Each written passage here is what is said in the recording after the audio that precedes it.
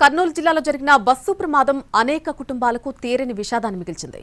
హైదరాబాద్ నుంచి బెంగళూరు వెళ్తున్న ట్రావెల్స్ బస్సులో ఇవాళ తెల్లవారుజామున మంటలు చెలరేగి పలువురు సజీవ దహనమయ్యారు. సరిగ్గా 10 రోజుల క్రితం రాజస్థాన్లోనూ ఇదే తరహాలో ప్రమాదం జరిగి 20 మందికి పైగా ప్రాణాలు కోల్పోయారు.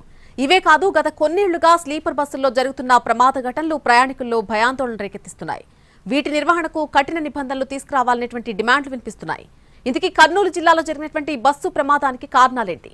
సాధారణంగా స్లీపర్ బస్సుల్లో 2x1 సీటింగ్ ఉంటుంది. 30 నుంచి 36 బెర్తులుంటాయి. అదే మల్టీ యాక్సిల్ బస్సులు అయితే 36 నుంచి 40 మంది ప్రయాణించవచ్చు. ఒక్కో బెర్త్ 6 అడుగుల పొడవు, అలాగే 2.6 అడుగుల వెడల్పుతో ఉంటుంది. అయితే బెర్తులను కలిపేటువంటి గ్యాలరీతోనే సమస్య ఉంటుంది.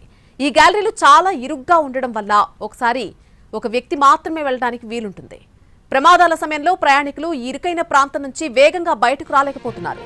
స్లీపర్ బస్సుల్లో ప్రయాణం సౌకర్యవంతంగానే ఉంటున్నా సీట్ల మధ్యలో ఉండేటువంటి తక్కువ గ్యాప్ వల్ల ప్రయాణికులు తిరగడానికి తీవ్ర ఇబ్బందిగా ఉంటుందని నిపుణులు చెబుతున్నారు. దీనివల్లే ప్రమాదం జరిగినప్పుడు ఎక్కువ మంది బస్సు లోపలే చిక్కుకుపోతున్నారని అభిప్రాయపడుతున్నారు. ఇక స్లీపర్ బస్సుల ఎత్తు కూడా చూస్తే మరొక సమస్యగా మారుతోంది. ఇక్కడ సాధారణంగా వీటి ఎత్తు 8 నుంచి 9 అడుగుల వరకు ఉంటుంది. ఒకవేళ బస్సు ఉన్నట్టుండి ఒకవైపుకు ఒరిగిపోయినప్పుడు ప్రయాణికులు కిటికీలను, ఎమర్జెన్సీ ఎగ్జిట్లను చేరడం కష్టంగా మారుతోంది. ఈ ఎత్తు వల్ల రెస్క్యూ ఆపరేషన్ కూడా ఆటంకం కలుగుతోంది. బస్సు ఎక్కి ప్రయాణికులను బయటకు తీసేలోపు మృతుల సంఖ్య పెరిగిపోతుందని నిపుణులు చెబుతున్నారు. మరొక వైపు మగత, అలసట కూడా ప్రమాదాలకు కారణాలుగా చెబుతున్నారు. సాధారణంగా 300 నుంచి 1000 కిలోమీటర్ల దూరం ఉండేటువంటి ప్రయాణాలకు స్లీపర్ బస్సులను అధికంగా వినియోగిస్తున్నారు. ఈ బస్సులు రాత్రి వేళల్లోనే ఎక్కువగా ప్రయాణిస్తాయి. దీంతో డ్రైవర్కు అలసట, మగత వచ్చేటువంటి ముప్పు కూడా ఎక్కువగా ఉంటుందని నిపుణులు చెబుతున్నారు. అధునాతన బస్సుల్లో డ్రౌజినెస్ అలర్ట్ సిస్టమ్స్ ను కూడా ఏర్పాటు చేస్తున్నా వాటి పనితీరు, సామర్థ్యంపై ఇంకా అనుమానాలున్నాయి. ఇక డ్రైవింగ్ సమయంలో తాము నిద్రమత్తులో ఉంటున్నామని 25% మంది డ్రైవర్లు అంగీకరించినట్టుగా 2018లో నిర్వహించిన ఒక సర్వేలో వెల్లడైంది. అర్ధరాత్రి తర్వాత నుంచి ఉదయం 6 గంటల్లోపు డ్రైవర్లు నిద్రలోకి జారుకునేటువంటి అవకాశం ఉందని పలు అధ్యయనాలు పేర్కొన్నాయి. ప్రమాదాల సమయంలో మొదటి 2 నిమిషాల్లో ప్రతిస్పందించే తీరే అత్యంత కీలకమని నిపుణులు చెబుతున్నారు. సాధారణంగా స్లీపర్ బస్సుల్లో ఎక్కువ మంది ప్రయాణికులు నిద్రలోనే ఉంటారు. సీట్లలో మెలకుగా ఉన్నవారు లేదా ప్రమాదం జరిగిన వెంటనే తేరుకున్న వారు ప్రాణాలతో బయటపడే అవకాశం ఎక్కువగా ఉంటుందని నిపుణులు పేర్కొంటున్నారు. ఇక అప్పర్ బెర్తుల్లో ఉన్నవారు బయటపడడం చాలా క్లిష్టంగా ఉంటుందని అంటున్నారు.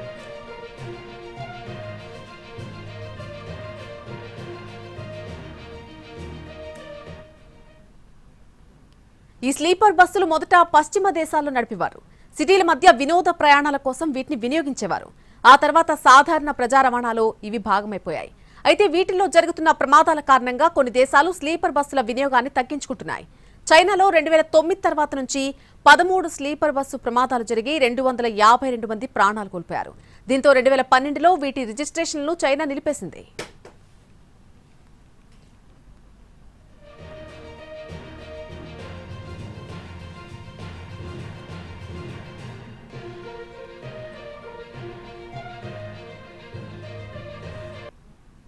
కర్నూలు జిల్లాలో జరిగిన బస్సు ప్రమాదం అనేక కుటుంబాలకు తీరని విషాదాన్ని మిగిల్చింది. హైదరాబాద్ నుంచి బెంగళూరు వెళ్తున్నటువంటి ట్రావెల్స్ బస్సులో ఇవాళ తెల్లవారుజామున మంటలు చెలరేగి పలువురు సజీవ దహనమయ్యారు. సరిగ్గా 10 రోజుల క్రితం రాజస్థాన్లో కూడా ఇదే తరహాలో ఒక ప్రమాదం జరిగి 20 మందికి పైగా ప్రాణాలు కోల్పోయారు. ఇవే కాదు, గత కొన్నేళ్లుగా స్లీపర్ బస్సుల్లో జరుగుతున్నటువంటి ప్రమాద ఘటనలు ప్రయాణికుల్లో భయాందోళన రేకెత్తిస్తున్నాయి. వీటి నిర్వహణకు కఠిన నిబంధనలు తీసుకురావాలనే డిమాండ్లు వినిపిస్తున్నాయి. ఇందుకే కర్నూలు జిల్లాలో జరిగిన బస్సు ప్రమాదాలకు కారణాలేంటో ఒకసారి చూద్దాం. సాధారణంగా స్లీపర్ బస్సుల్లో 2x1 సీటింగ్ ఉంటుంది. 30 నుంచి 36 బెర్తులుంటాయి. అదే మల్టీ యాక్సిల్ బస్సులు అయితే గనక 36 నుంచి 40 మంది దాకా ప్రయాణించవచ్చు. ఒక్కో బెర్త్ 6 అడుగుల పొడవు, 2.6 అడుగుల వెడల్పులో ఉంటుంది. అయితే ఆ బెర్తులను కలిపేటువంటి గ్యాలరీతోనే సమస్య ఉంటుంది. ఈ గ్యాలరీస్ అనేవి చాలా ఇరుగ్గా ఉండడం వల్ల ఒకసారి ఒక వ్యక్తి మాత్రమే వెళ్లడానికి వీలుంటుంది. ప్రమాదాల సమయంలో ప్రయాణికులు ఇరుకైన ప్రాంతం నుంచి వేగంగా బయటకు రాలేకపోతున్నారు. స్లీపర్ బస్సుల్లో ప్రయాణం సౌకర్యవంతంగానే ఉంటున్నా సీట్ల మధ్యలో ఉండేటువంటి ఆ తక్కువ గ్యాప్ వల్ల ప్రయాణికులు తిరగడానికి తీవ్ర ఇబ్బందిగా ఉంటుందని నిపుణులు చెబుతున్నారు. దీనివల్లే ప్రమాదం జరిగినప్పుడు ఎక్కువ మంది బస్సు లోపల చిక్కుకుపోతున్నారని అభిప్రాయపడుతున్నారు. ఇక స్లీపర్ బస్సుల ఎత్తు కూడా మరొక సమస్యగా మారుతోంది. సాధారణంగా వీటి ఎత్తు 8 నుంచి 9 అడుగుల వరకు ఉంటుంది. ఒకవేళ బస్సు ఉన్నట్టుండి ఒకవైపుకు ఒరిగిపోయినప్పుడు ప్రయాణికులు కిటికీలను, ఎమర్జెన్సీ ఎగ్జిట్లను చేరడం అనేది చాలా కష్టంగా మారుతోంది. ఈ ఎత్తు వల్ల రెస్క్యూ ఆపరేషన్ కి కూడా ఆటంకం కలుగుతోంది. బస్సు ఎక్కి ప్రయాణికులను బయటకు తీసేలోపే మృతుల సంఖ్య పెరిగిపోతోంది. మరొకవైపు మగత, అలసట కూడా ఈ ప్రమాదాలకు కారణంగా చెబుతున్నారు నిపుణులు. సాధారణంగా 300 నుంచి 1000 కిలోమీటర్ల దూరం ఉండేటువంటి ప్రయాణాలకు స్లీపర్ బస్సులను అధికంగా వినియోగిస్తున్నారు. ఈ బస్సులు రాత్రి వేళల్లోనే ఎక్కువగా ప్రయాణిస్తాయి. దీంతో డ్రైవర్కు అలసట, మగత వచ్చేటువంటి ముప్పు కూడా ఎక్కువగా ఉంటుందని నిపుణులు చెబుతున్నారు. అధునాతన బస్సుల్లో డ్రౌజినెస్ అలర్ట్ సిస్టమ్స్ ను కూడా ఏర్పాటు చేస్తున్నా వాటి పనితీరు, సామర్థ్యంపై ఇంకా అనుమానాలు వ్యక్తమవుతున్నాయి. డ్రైవింగ్ సమయంలో తాము నిద్రమత్తులో ఉంటున్నామని 25% మంది డ్రైవర్లు అంగీకరించినట్టు 2018లో నిర్వహించిన ఒక సర్వేలో వెల్లడైంది. అర్ధరాత్రి తర్వాత నుంచి ఉదయం 6 గంటల్లోపు డ్రైవర్లు నిద్రలోకి జారుకునే అవకాశం ఉందని పలు అధ్యయనాలు పేర్కొన్నాయి. ఇక ప్రమాదాల సమయంలో మొదటి 2 నిమిషాల్లో ప్రతిస్పందించేటువంటి తీరే అత్యంత కీలకమని ఇక్కడ నిపుణులు చెబుతున్నారు. సాధారణంగా స్లీపర్ బస్సెస్లో ఎక్కువ మంది ప్రయాణికులు నిద్రలోనే ఉంటారు. సీట్లలో మెలకుగా ఉన్నవారు చాలా తక్కువ మంది ఉంటారు.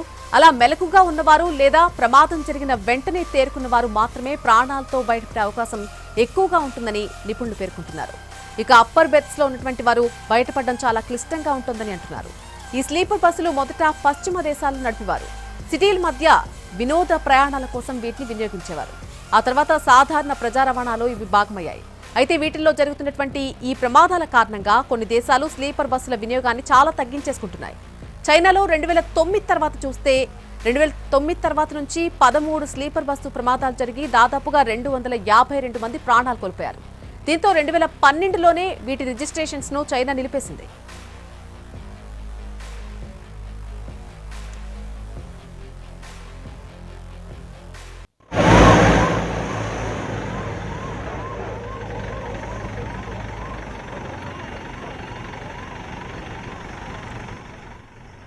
ప్రమాదానికి గురైనటువంటి ఆ బస్సును రోడ్డుపై నుంచి తొలగిస్తూ ఉన్నటువంటి దృశ్యాలు మనం చూస్తున్నాం. మరొక బ్రేకింగ్ కూడా మనకు అంతోంది. ఆ క్రేన్ ఆపరేటర్ ఎవరైతే ఉన్నారో ఆ బస్సును తొలగించే ప్రక్రియలో ఆయనకు కూడా గాయాలన్నట్టుగా తెలుస్తోంది. ఒకవైపు ఒరిగిపోవడంతో ఆయనకు గాయాలన్నట్టుగా చెప్తున్నారు.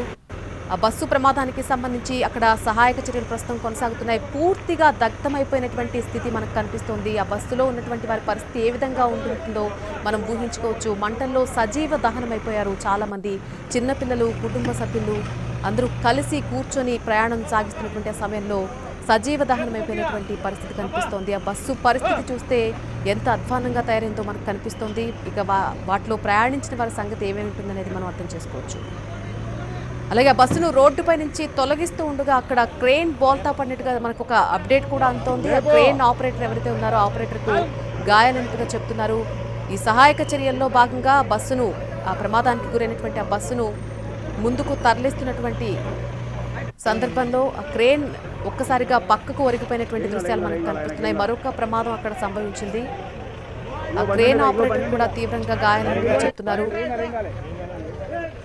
దీనికి సంబంధించి మరింత సమాచారం మనకి ఇంకా రావాల్సింది. ప్రస్తుతం మనం లైవ్ దృశ్యాలు చూస్తున్నాం. అక్కడ ప్రమాదం సంభవించినటువంటి ప్రాంతం నుంచి వస్తున్నటువంటి లైవ్ దృశ్యాలు అవి. సహాయక చర్యలు ఒకవైపు కొనసాగుతూ ఉన్నటువంటి సందర్భంలో ఆ క్రేన్ సహాయంతో బస్సును పక్కకు తీసేటువంటి ప్రయత్నం చేస్తుండగా క్రేన్ ఒకవైపుకు పూర్తిగా ఒరిగిపోయినటువంటి పరిస్థితి కనిపిస్తోంది.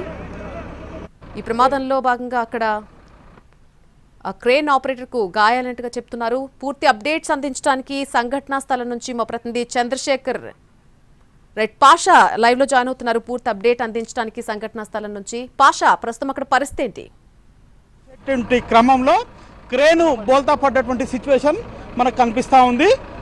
అదృష్టవశాత్తు ఎవరికి గాయాలు కాలేదు, ప్రమాదం కూడా జరగలేదు. ఈ క్రేను దాదాపు 200 మీటర్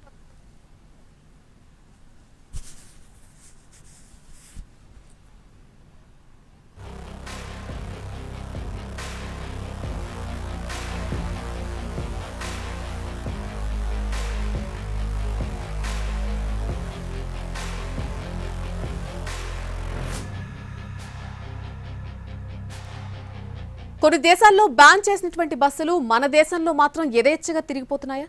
ట్రావెల్స్ అత్యాస ప్రయాణికుల ప్రాణాలు తీసేస్తోందా?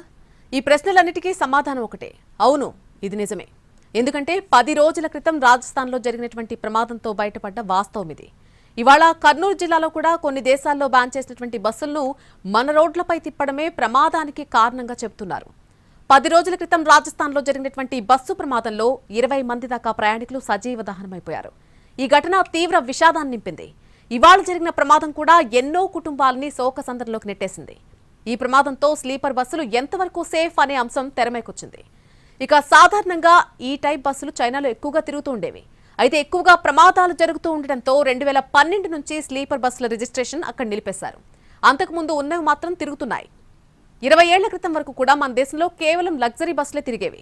ఆ తర్వాత విశాఖ టు హైదరాబాద్ లాంటి హైవేలు కూడా బాగా విస్తరించాయి. దీంతో బస్సుల్లో లాంగ్ జర్నీలు చేసే వారి సంఖ్య పెరిగింది. ప్రయాణికుల సౌకర్యార్థం స్లీపర్ బస్సులు రోడ్ల మీదకి ఎక్కేశాయి. మెరుగైన జాతీయ రహదారులతో బస్సుల వేగం కూడా పెరిగింది. లగేజ్ కోసం వాహనాల కింద ప్రత్యేక ఏర్పాట్లు చేసి బస్సుల ఎత్తు కూడా పెంచారు.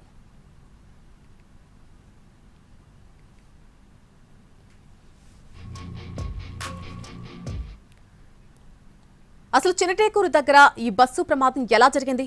బస్సు డోర్ ఎందుకు క్లోజ్ అయిపోయింది? మంటలు ఎలా వ్యాపించాయి? దీనికి సంబంధించిన విశ్లేషణ వేమూరి కావేరీ ట్రావెల్స్ నుంచి రాధాకృష్ణ అందిస్తారు. ప్రమాదానికి కారణమైన వి కావేరీ ట్రాన్స్పోర్ట్ దగ్గర ప్రస్తుతం మనం ఉన్నాము. ప్రమాదానికి కారణమైన బస్సు సంబంధించిన మోడల్ మాత్రమే ఇది, కానీ ఈ బస్సు కాదు, కేవలం మోడల్ మాత్రమే.